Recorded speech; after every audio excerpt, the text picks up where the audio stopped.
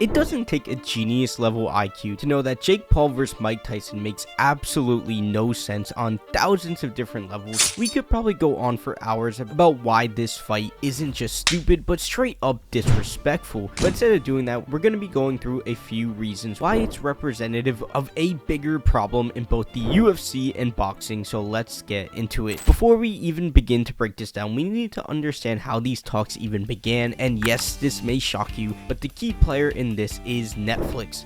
So in case you haven't realized this, it's Netflix's introduction into the sports world. Instead of remaking the same style of sports documentaries, they've decided to actually broadcast the event themselves. And Netflix has made it so this fight is free with a subscription. And I know, convenient, right? Imagine the in-broadcast ads on this one. We're about to see them advertise Jake's single documentary episode over and over and over. If you thought those Kevin Holland commercials got annoying, you have no idea. But anyways, if you haven't realized, this is a pretty normal format for UFC fight nights with ESPN Plus and influencer boxing matches with DAZN. You see, this format works well when it's a fight that people are interested in but wouldn't buy. So in other words, a fight we want to watch, but instead we're probably gonna stream. So a fight like Fury Usyk, it needs to be pay-per-view, but we probably would have actually bought it if it was on one of these services, and they've claimed they lost over $200 million from streaming it because people weren't willing to buy it, but people wanted to watch it. But by putting it on streaming like this, it's in an effort to make it cheap enough so people will actually buy it rather than streaming it, and then you also get Netflix for a month, which is honestly a pretty good deal. But why Mike Tyson and Jake Paul? Why these two specifically? Well, you don't gotta be the Wolf of Wall Street to understand what they're doing here. Your demographic is essentially every single male from the ages of 16 to 60.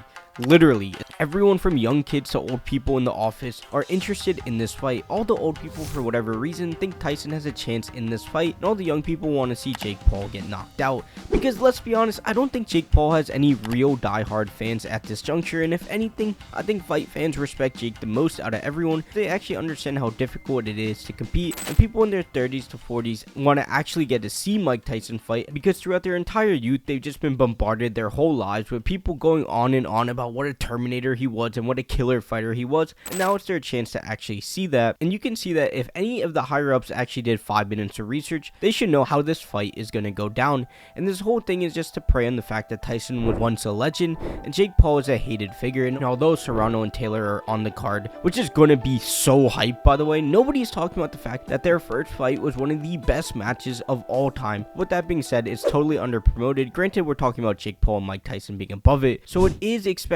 But point being, Netflix has no shame in what they're doing at all. And let's be honest, if you're watching this video, you're probably a decent level fan of either UFC or boxing, so you know that Mike Tyson got about 3 minutes of cardio before he gasses out, and his literal only chance is if Jake Paul stands there, drops his hands, and allows Mike Tyson's first punch to land square on his chin. If this fight goes longer than 2 minutes, they should just throw in the towel, because it's either going to be really boring to watch or it's just going to be one of the worst beatdowns of all time. But what else besides the fact that money needs to be made? Because that's obvious in itself. Maybe it's wrong to knock their hustle, but what about this fact makes it even more disgusting? And before we get there, could you leave a like on this video? Otherwise, I may have to be Jake Paul's next boxing opponent. So let me describe to you in the clearest possible words where Mike Tyson stands in this whole debacle. Well, for one, he's not standing at all. Mike Tyson has had a medical emergency getting on a plane and had to be put in the hospital in a wheelchair. Now, I'm not a doctor, nor am I intelligent in any regard, but it's pretty obvious that if someone is struggling to move at the age of 57, that something just isn't right.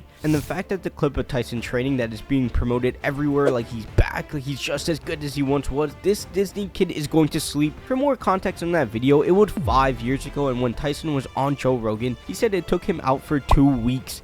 Now, I know a lot of people are pointing at the Roy Jones fight, like he still got it. For one, Roy Jones was also old as hell too, and second, Roy Jones was moving like a bag of milk, and thirdly, they clearly had no head strike rule, and fourthly, it's pretty obvious that Tyson is taking an insane amount of steroids to look like that and move like that. And at this day and age, I don't even think it's a bad thing if he is taking steroids if he didn't have a fight. And I don't mean in terms of protecting Jake, I mean in terms of what that is literally doing to your heart. And like I said, I am not a genius, but it doesn't take one to figure out that a roided up 6-year-old should not be training for an 8-round fight. But beyond just that, it's obvious too what this fight means to Jake and why he's taking it now. For one, it's clear that as much as you gremlins hate to admit it, Jake Paul has boxing talent and clearly has potential, but you also need to understand the concept of exponential growth. He has grown a lot in the beginning, and as time has gone on, it requires a lot more time in order to see jumps of improvement. So he's no longer fighting people that also have 2 to 3 years of experience, but he is someone with about 5 to 6 years of experience fighting people with 10 to 15 years. Point being, in order for him to actually compete at a higher level, it really doesn't make sense for him to fight, and him taking literally 3 to 4 years off to train makes sense.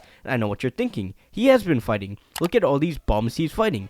Yeah, but it's clear those fights are just to keep himself in tune with all the other factors that go into boxing, like hype and pressure, and keeping his name relevant, and I don't think this fight is any different. Despite what Jake Paul says at the press conferences and in the build-up promoting this fight, he knows deep down that beating Mike Tyson at this juncture of time means absolutely nothing, but he also knows that he needs more time before he can actually become a player in this weight class, which is a whole nother discussion because this is a heavyweight, but I think it comes down to this. Would you rather him go completely silent for a few years and do nothing, or have these cheap fights that you can throw on, and even though he's fighting people that have no chance of winning, it's still something to watch and something that his fans and people that care about fighting can actually see where he's at in terms of skill. And I think people feel differently about this now because he isn't fighting Uber drivers anymore, but he's literally fighting Mike Tyson. But from Jake's perspective, this is something that makes a lot of sense for him because he's keeping his name relevant and in the mix whilst also being able to focus on training and not having to worry all that much about being knocked out. But how did it come to this, and how did the current state of UFC and boxing lead to these things happening?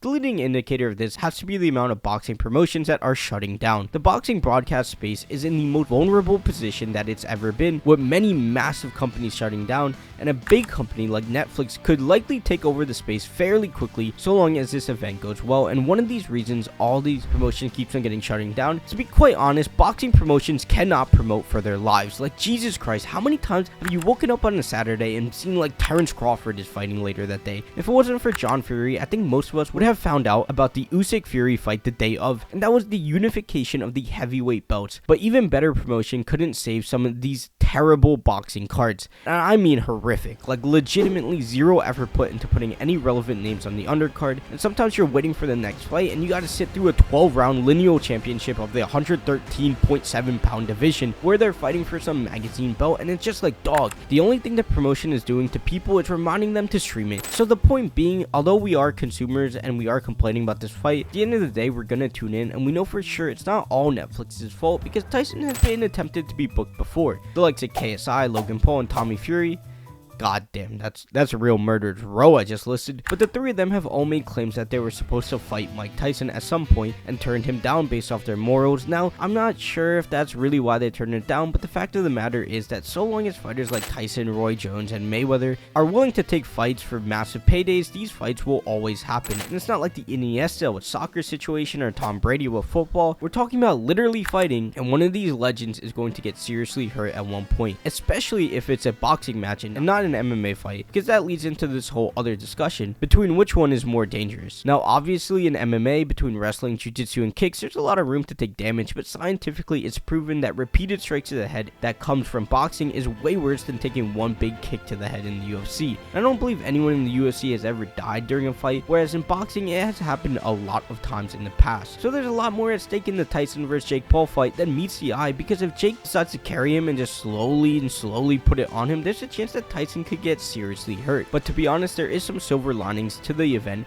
once you get past the insane moral and ethical issues surrounding the fight. That's the fact that the promotion has been pretty fun so far, especially considering the amount of eyes it's bringing to boxing from wild, and I mean wild statements being said at the press conference. I mean, we all like it when things get intense, but Jesus Christ, to even some of the most hardcore fans, some of the things said at the press conference were wild. And some of the promo videos being made, I think, really has revitalized the boxing community for old and new fans, because the amount of old people that think Tyson has a chance of winning for whatever reason is bringing them back to boxing. The amount of creators out there trying to break down the fight, being like, Jake for sure is going to win, but if Mike Tyson got some of that Captain America secret sauce, we may be having a different conversation. And to be honest, they're not wrong entirely, kinda, but I also think it's fair to say that Tyson's issue stretches so far beyond just him. The fact is, he's representative of all fighters that fight past their prime. In other words, all of Jake's previous opponents. But no, seriously, there's two main reasons this happens. One, the love of the sport and all that good stuff, and then obviously money. Now, it doesn't take a boxing expert to tell you that fighters are bad with their money and they spend it on stupid stuff like lions and pigeons.